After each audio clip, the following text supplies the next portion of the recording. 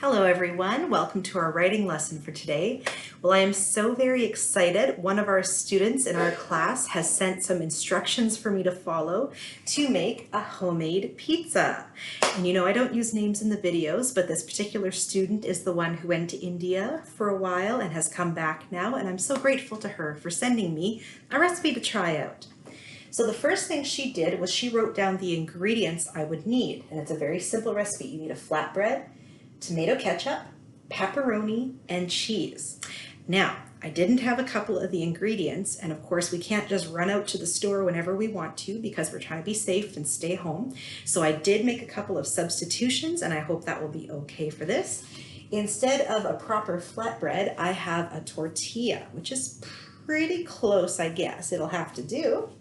And I did not have any pepperoni, but I did have some hot dogs, and so I've sliced them up to be a little bit like pepperoni, so that will have to do. Now, our instructions are right here. The first instruction is to bake one side of the flatbread in a dry frying pan. Well, I've got the frying pan right here, and I've got the tortilla to put on top there.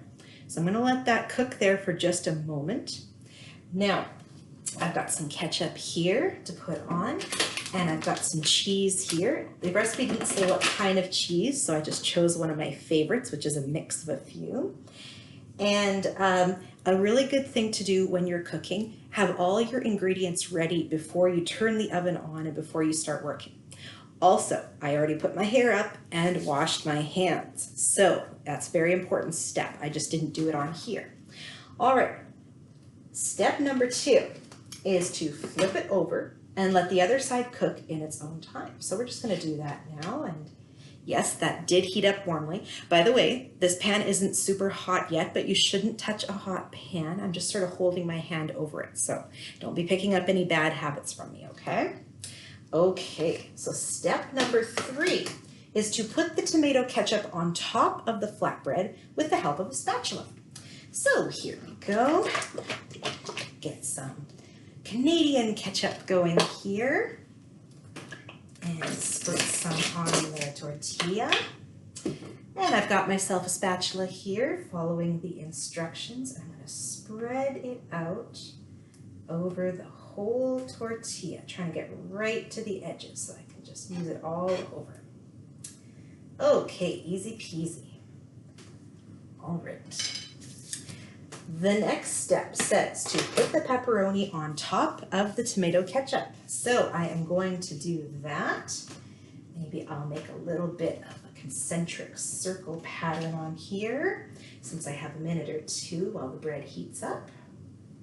So now this is something you can try yourself, and as you can see, you can experiment a little bit with the ingredients if you don't have exactly what you need. Just like I said with my muffins, is that you can substitute some things if you must. Another thing you could do if you don't have flatbread or tortillas is pizza bread is something that's very popular in Japan, where you just use bread as the crust of the pizza and put the pizza toppings on it. It's very tasty. Okay, we've got the pepperoni or hot dogs.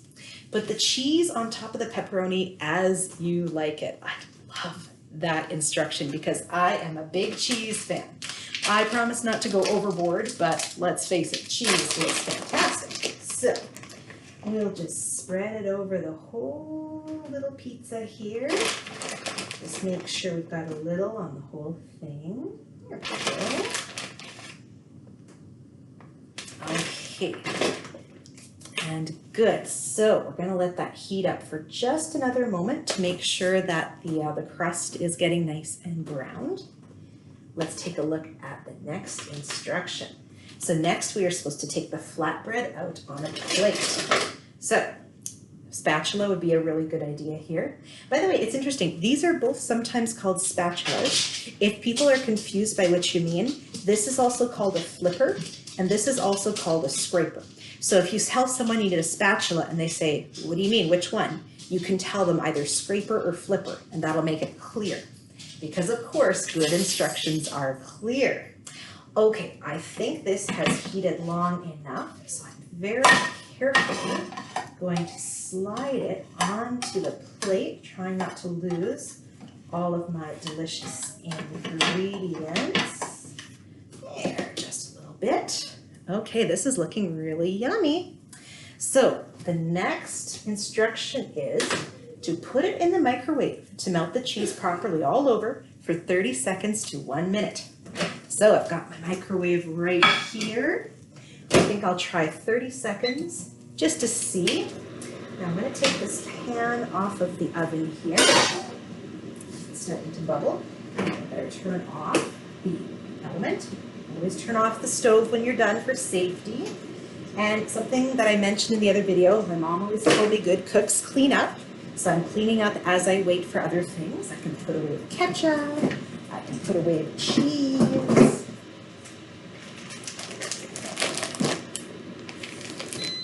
And there, the microwave is done. Let's take a little peek and let's see if this is melted enough. I think I would like a little more melting, so I'm going to put in that for another 30 seconds.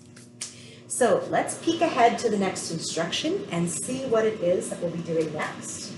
Number 8 says take it out, let it stand for 1 minute, and your homemade pizza is ready to eat. Well, I'm obviously not going to eat right here, so I'm going to be moving over to the table for that part. So that will be something I will prepare in just a moment. So these instructions were really clear. I feel like I'm getting a really good result, and they're very simple. None of them are too long. There's 8 steps, which isn't very long at all, especially for a recipe. Okay, let's take a look. Oh yes, that is very well melted. Okay, I'm going to pause the video and go sit down so I can follow step 8.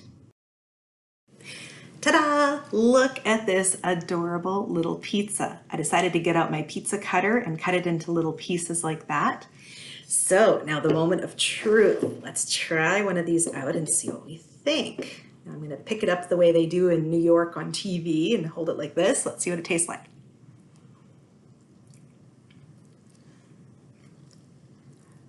You know it's good when you get a nice long string coming out of your mouth. Well, that is really good. It probably would have been even better if I could have followed the instructions exactly. But I think that with what I had to work with, this would be a great meal. I would totally have this for lunch again. Now, if you'll excuse me, I am hungry and ready to eat my lunch. You have a wonderful day. Thank you for joining me. And if anyone else wants to send me instructions, I will do the exact same thing for you. Have a great day.